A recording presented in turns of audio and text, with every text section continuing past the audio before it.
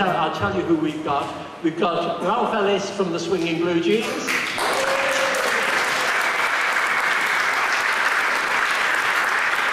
All the way from Billings, Montana, one of the pioneers of rock and roll, Mr. Romero.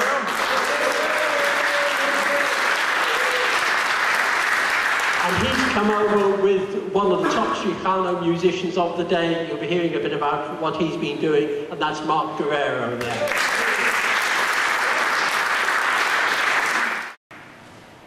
Right, well, I think actually we'll start with you, Mark, because your career is so interesting, because your father, Lalo Guerrero, was one of the pioneers of what's called Chicano rock and roll. Right. And in fact, I've got a book on the subject, and it said he made 278, which is a staggering amount.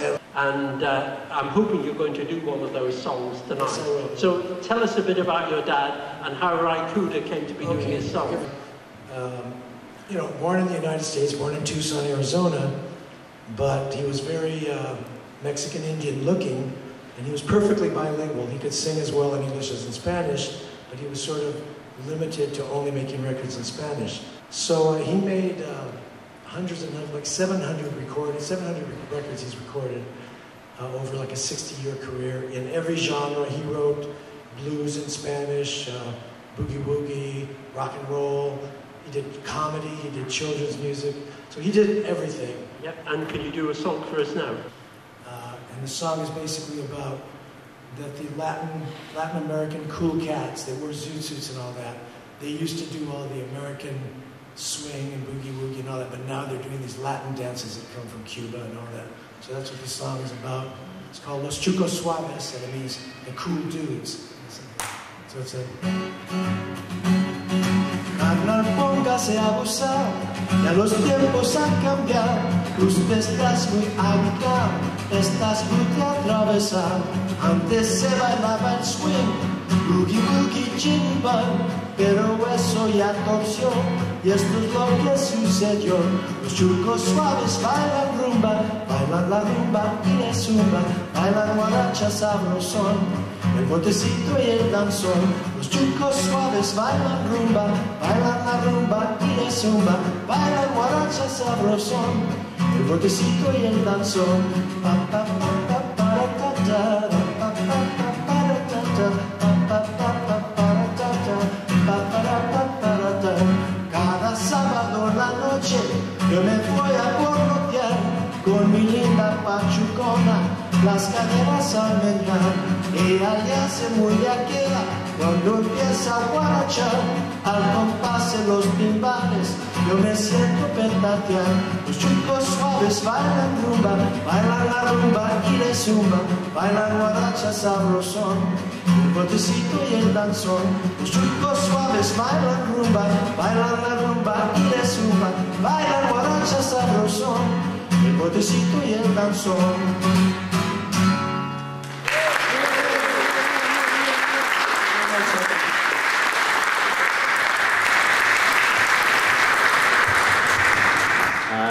It all changed actually when we went to Hamburg. There was we had a five-piece then, and we turned to rock and roll overnight, as some of you may know, which we can touch on. We'll be coming to that, but it's interesting to hear your sort of early demonstration records and like, because you were doing jazz, you were doing George Formby songs, you were doing standards like Once in a While, you were playing 40 Miles of Bad Road. But you weren't doing some of the guys and everything that the Beatles were doing, were you? No. So and you were unique, really. Well, we were unique because we had, when there was 6 of us, we played skiffle. We all started playing skiffle, even the Beatles in the early days in the Liverpool scene. And we had the rhythm section of a trad jazz band with the banjo, the big stand-up double bass. And Norman started on washboard but moved very quickly to drums, so we had the double bass, the drums and the banjo. But in the front line we had 3 guitars and 3 vocalists. So we used to play in the Cavern, in the early days in the Cavern in 57, 58, 59. It was all about jazz, all about trad jazz. And we moved in those circles, and we played in the Cavern and we would play in the intervals while the jazz bands went over to the Grapes or the White Star for a beer. And we started to develop into a trad jazz band, which we were for many years with that lineup. But because the 3 guitars in the front took the place of the trombone, the trumpet and the clarinet, we had an absolutely unique sound that nobody else had. And that's how we mixed in with the jazz set and attended some jazz festivals around the country with some of the top jazz bands before we switched to rock and roll. Now, there were the Swinging Blue Jeans guest nights at the Cavern every week, and the Raymond Ford asked you to have the Beatles on one day, which was their first evening appearance at the Cavern. And Raymond Ford told me that you, the Swinging Blue Jeans, were arguing with him afterwards and saying you shouldn't have booked the Beatles, we didn't want them on. Is that true? Yes, it is. It is. It was. It was the 21st of March, 1961, and we were called the Blue Jeans then, 2 words, blue, G-E-N-E-S, like jeans in your body, and sometimes it was 2 words, sometimes it was 1 word, and the swinging part actually was added on later on, because Ray McFall was owned the Cavern then, and one night we were swinging particularly well, because we did swing, we didn't rock and roll, we played swing music. And he said, do you know what, lads, you were swinging so well tonight, from now on, I'm going to bill you as the Swinging Blue Jeans. Now, on the 21st of March, 1961, he said he was going to invite the Beatles to our guest night. It was always on a Tuesday night. We did, I think, 110 of these guest nights. And we were a bit cautious whether they were going to take the limelight from us or not, because they'd actually been playing on the Cavern since February, only over about a month, but only in lunchtimes. They'd never played in the evening until they came on as our guests on that Tuesday night. And frankly, without me throwing tomatoes at me, they were awful.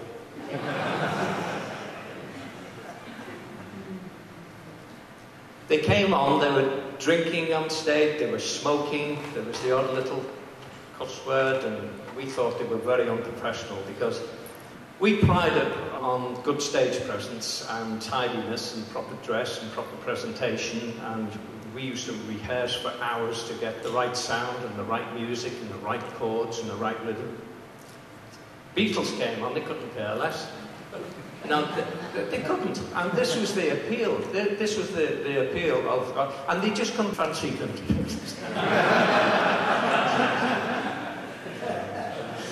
And they looked stunning, and of course, it was the girl power, it was the girl sex appeal.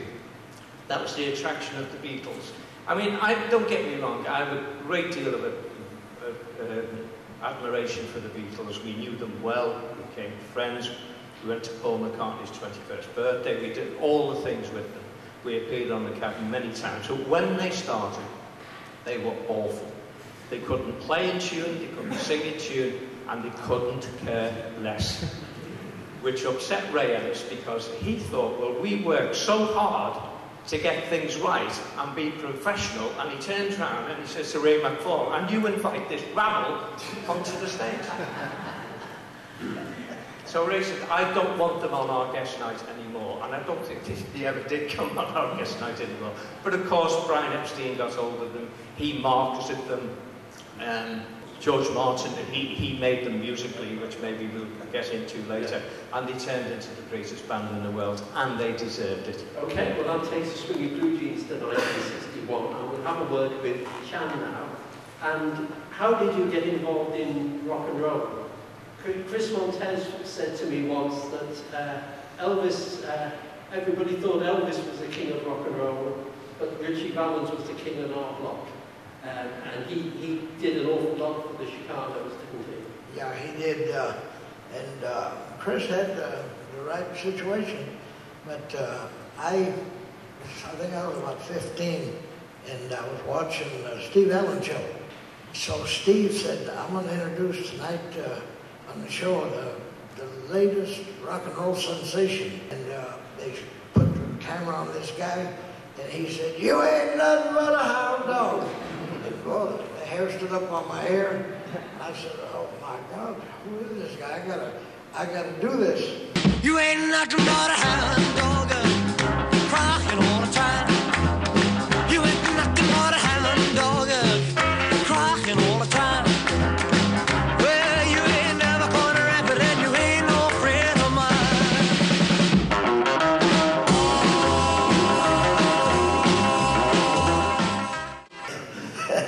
And so did you get out on stage fairly early on then? Yeah, it took me about a year, and I picked up my brother's guitar, and I just forced myself, I got to do this, you know. And so I learned Hound Dog, and I went on a local talent show, and I did the Elvis thing, you know, the shaking and all that stuff that Elvis did. I was trying to do everything that he did. And I won my first talent show. To one of the first songs you wrote, not the first song you wrote, Hippy, Hippy, Shake in a minute. But can we have another song from you now? Can you mark me?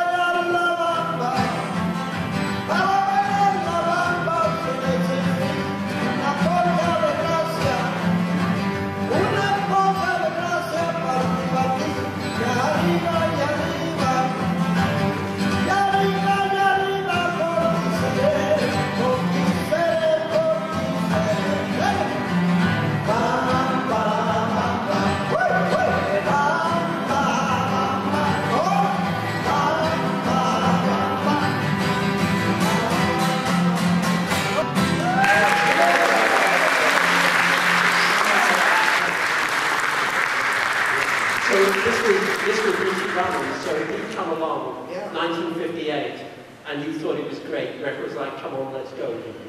Yeah, and my friend, a DJ named Don Redfield, he had a big red beard, and he had the first rock and roll show that I know of in Montana, and he played rock and roll. So he called me out to the station one night, and he said, I was in school, and he said, I want you to hear the record. We had a little band named the Beltones, and he said, this sounds like you. He played Donna La Bamba, and I said, wow, I sound like that. I said, that's what a compliment. So I told him I got to start doing this song. I went and got his album. He had a new album out. La Bamba, Donna, and You're Mine, We Belong Together, and some songs that he had wrote, Ooh My Head, It's My Little Susie, which we started doing all those songs. And the DJs at the station with Don Redfield, the Weirbeard, they were convinced me that it sounded like you. If he can do something, you can. So that was October of '58, and in February 3rd of 1959, you heard about the horrific plane crash, and that it just really tore us up, and my God, we couldn't believe it. But Don Weirbeard made a tape, a little 2-track, 1-sack tape, and he sent it to Bob Keane at Delphi Records. And within a week, produced Richie Roberts. Yeah, Richie was my big influence at that time. And we heard, he got a call from Bob Keane within about a week, and he said, I really like that demo that you did, especially that song, Hippy, Hippy, Shake. He said, I think we can do something with it. So he had Don and said, can you get a chance to come out? So I went out to LA, caught a train, and we went in the studio, and we used the same band. He said, I'm using the same guys that I used on Richie's sessions. Couldn't believe it. And was Hippy Hippy Shake one of the first songs you wrote? It was one of the first songs I wrote. and I lived in East Los Angeles. I had hitchhiked out there to stay with some relatives for the summer of '58 a lot. Okay, and how did you get the idea? I seen, I think most of you remember the old movie On the River Kwai with Nancy Kwan. And I used to love the way she said, "For goodness sake!" So I took that line, I said, "For goodness sake!" I got the hippie shake. It just came together, just one of those things that, well, just happened, you know. Okay, well, let's hear you do Hippy Shake now. Okay. For goodness sake, I got the hippie shake. Woo! I got to shake. Yeah, the hippie shake. Woo! I can't keep with this hippie shake. I get my thrill with this hippie shake. Yeah, this is no fake, no. The hippie shake. Yeah, but we're just shaking to the left, shaking to the right. Do a hippie shake with all of your mind and then shake. Woo! Do the shake. Yeah, it's enough. The hippie shake. Look at Mark. Wow!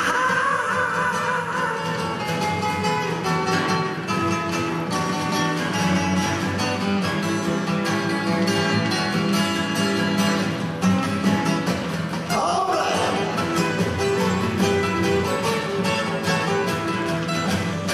Here we go. Well, first you shake to the left, you shake to the right. You do my hippie shake with all of your mind, and then you shake. Woo! You shake. Yeah, this is no fake, no. The hippie shake. The hippie shake. One more time. The hippie shake.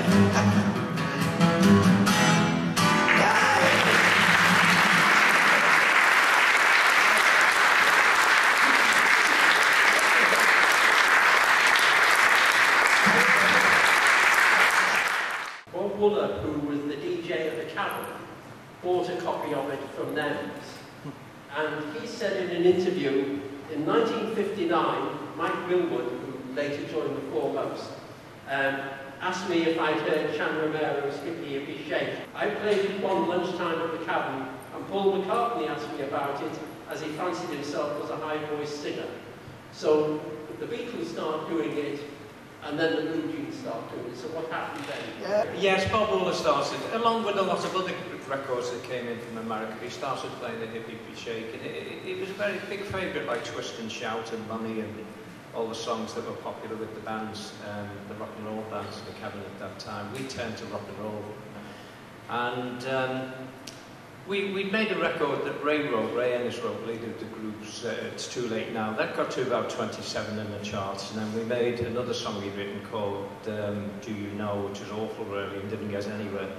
And so we were looking for something that could really launch us from turning from a trap jazz band into what was now the big scene in Liverpool was the rock and roll and the influence coming over from America. So at the time, Norman Culk, our drummer, was courting Sue Johnston, the actress, Sue, you know, from Brookside and the royal family. He'd been courting Sue for a couple of years by now. She worked in the tax office, and then she moved to work in Nems, Brian Epstein's family business, which is called Nems, the North End Music Store in Whitechapel, just up the road from here.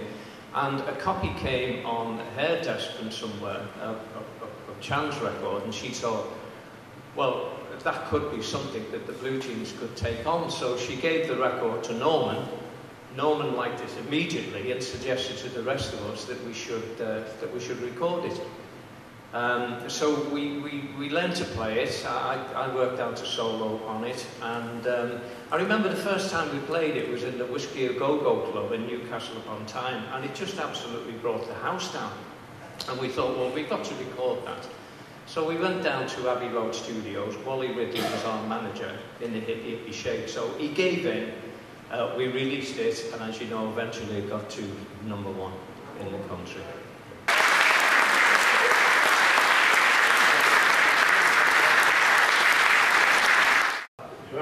No, the Beatles were on the BBC on Jukebox Jury, and the Swinging Blue Jeans, Hippy Hippy Shake was played to them for assessment. And John Lennon's comment was, they pinched our song. But Shan, I mean, it came out, the Beatles on the BBC later on. Did you enjoy the Beatles version? Yeah, I was a big Beatles fan and a Blue Jeans fan. And first time I heard Blue Jeans was, we was in Las Vegas playing a gig at Golden Nugget with Roy Clark, the country singer.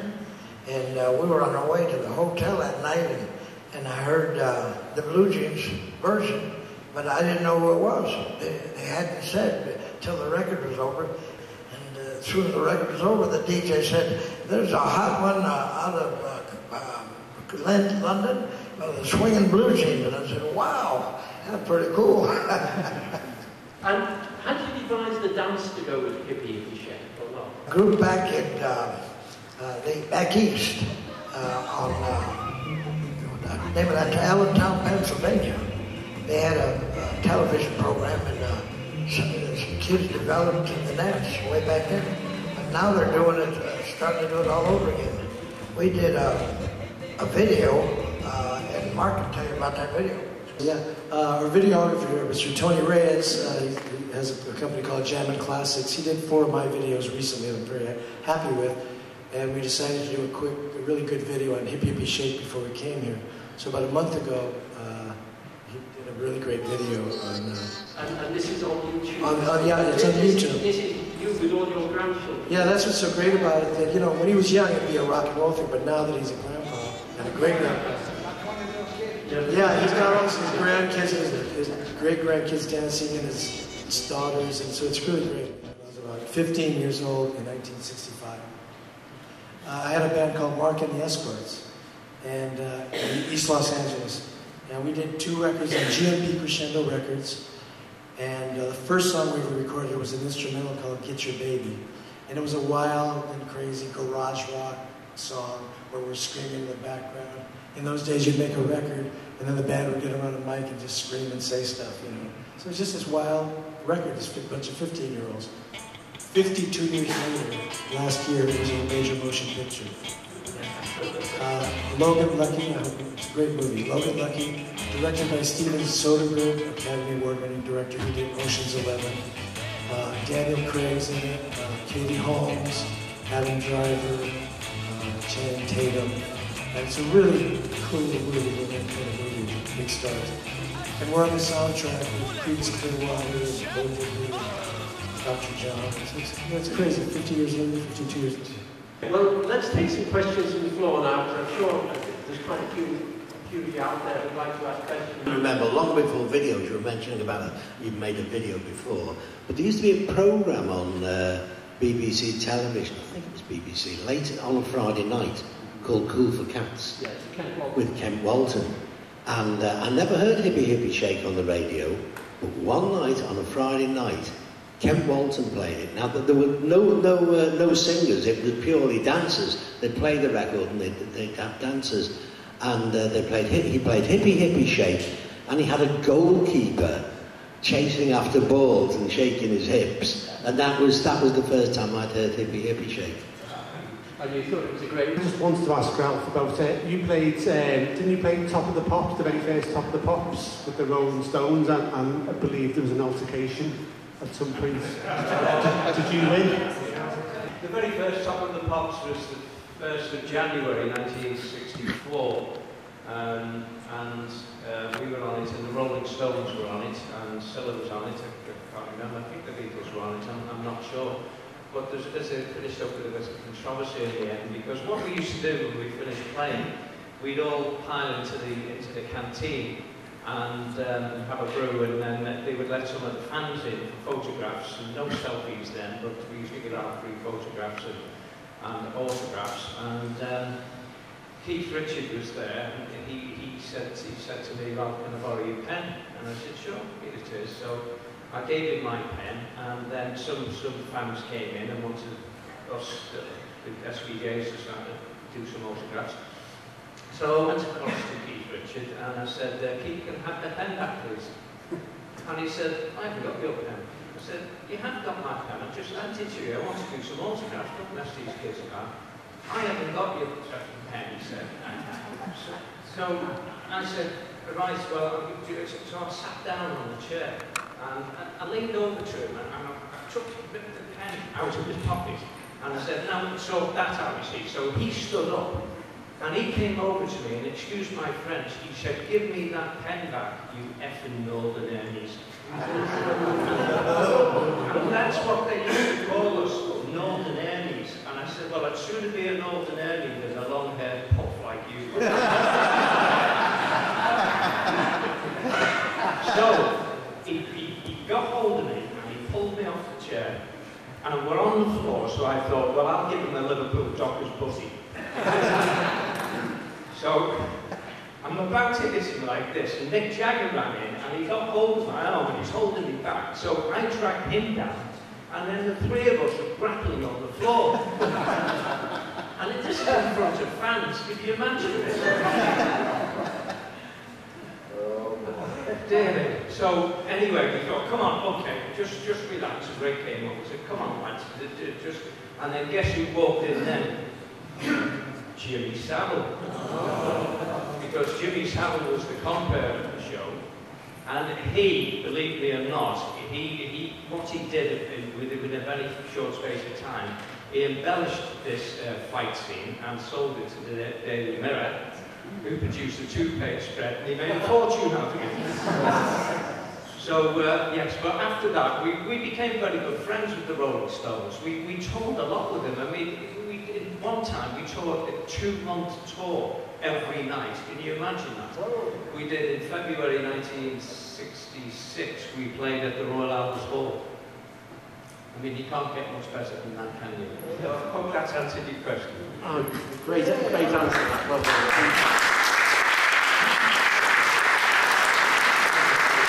I'd like to bring in Sir Ron Watson, because Sir Ron saw the Beatles about 100 times at the Cavern and all the other groups too. I wonder who was doing Hippy Hippy Shake over the years? Well, first of all, I'd just like to make a comment about what was said about the Beatles on the Swinging Blue Jeans guest nights. I think I first saw them at about the end of 1960, and I wrote in, a friend took me down to see this group called the Beatles, and I really didn't think they were any good. And of course they weren't, but as time went on, they became tremendous. Chan, I'd be interested to know, your song was massively influential.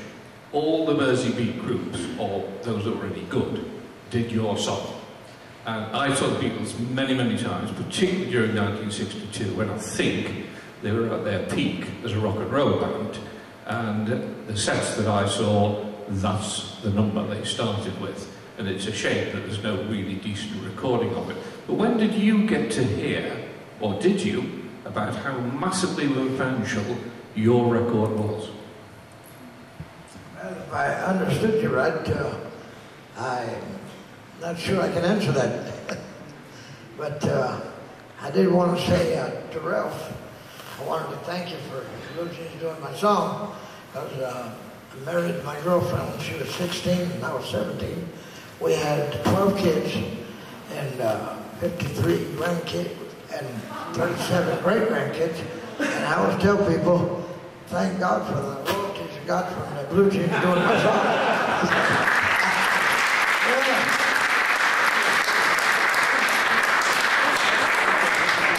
That was pretty cool. Thank you. Great, and I'd love to finish the evening with a song. It would be great to have Hippy Hippy Shake again, wouldn't it? Yeah. Want to? For goodness sake, I got the hippie hippie shake. Sing it up. I got to shake, the hippie hippie shake. I can't keep still with this hippie hippie shake.